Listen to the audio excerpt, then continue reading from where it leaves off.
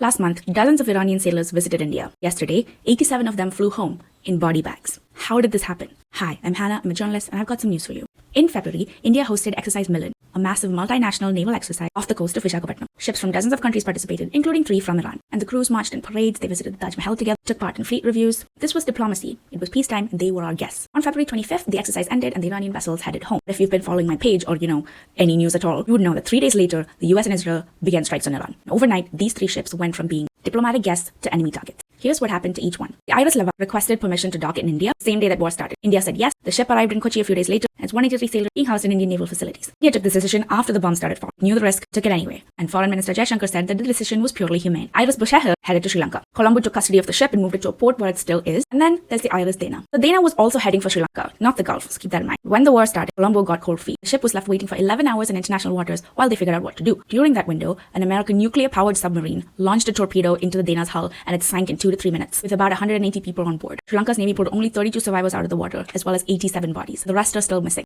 Just one of about 20 Iranian vessels that have been destroyed since the US and Israel began strike. US Defense Secretary Pete Hegseth confirmed the strike with just 2 words: quiet death. When Trump was asked later about why they didn't just capture the vessel instead of, killing dozens of people, he said that his team said it's just more fun to sink them. And the crowd laughed. This was a crew who had been marching alongside other navies just days earlier. Times of crisis are ripe for speculation. There are debates about the legality of this attack and its necessity, considering that Dana was a powerful ship. However, it was here on a diplomatic mission and therefore only minimally armed. The fact that it was attacked 2,000 miles away from the active conflict zone, right after leaving India, put us in a very difficult position and immediately widened the geopolitical scope of this war. Escalating a war and sinking ship after ship like it's some sort of game might have been fun for some, but this was a tragedy, plain and simple. Just another of many in a senseless war that will bring us all down with. That was Hannah Abraham with some news for you. Same time tomorrow.